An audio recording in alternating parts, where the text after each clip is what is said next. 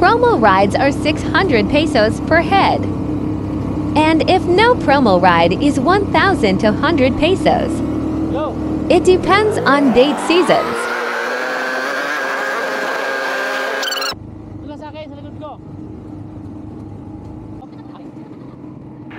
So yun na nga guys, nag-start kami dito bumiyahe. Napunta dun sa pinaka-destination namin, which is sa may Laclaba. And then yung kasama ko is hindi yan marunong magmotor. At natutulong talaga siya dyan kung paano gamitin ng throttle and yung brakes. And bago mag-start yan, meron din siyang konting briefing. And kung saan dadaan, dapat sumunod lang din sa mismong tour guide. So, yun na. Diretso kami dyan. Dahil kami ng river crossing. Then, maraming mababatong daanan. So, ayan. So, nag-ano lang kami ng mga safety gears namin. Tapos, yung mismong helmet namin, yun yung ginamit namin para nakakapag-usap kami. Since meron naman siyang intercom parehas. So, let's go.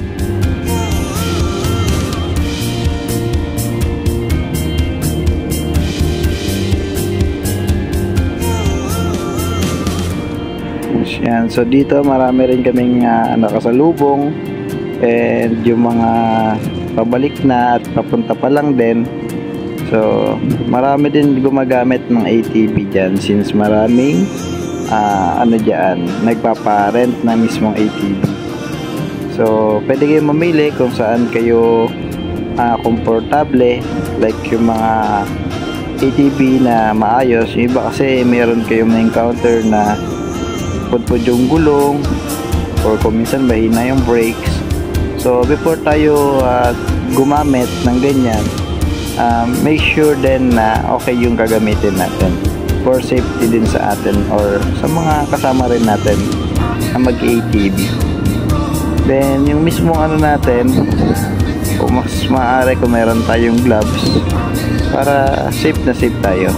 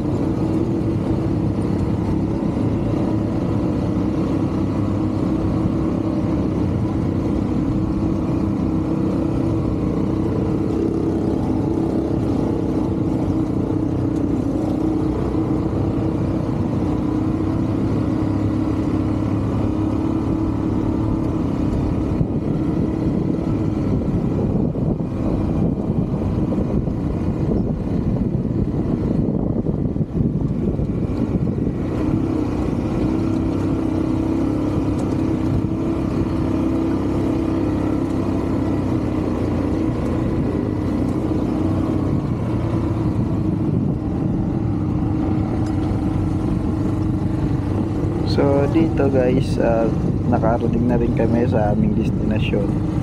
Then, ayun, ginawa namin, nag-picture kami, then nag-explain din sa amin yung mismong tour guide kung paano ba yun na ano yung mismong place nila dyan sa mismong Laklaba. Then, yung mismong ano natin, picture na rin tayo. Ayan, so kinausap na rin natin yung mismong tour guide. Tapos yan, pinipicture na tayo ni Kuya.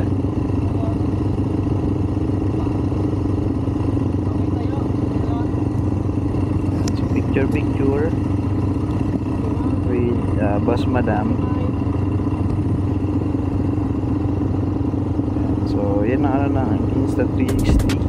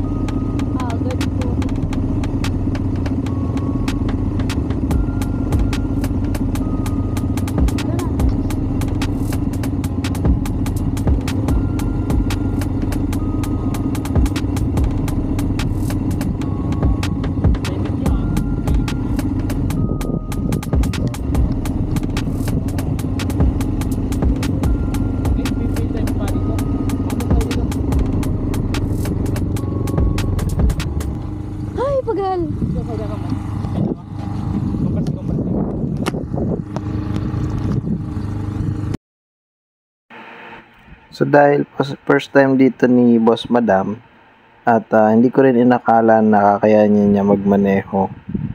So ayan, gulat ako na kaya niya palang mag-drive ng ganyan. Kahit hindi siya marunong magmotor or any ano talaga na ginagasolinahan. First time din niya yan. So di ba? Ang galing.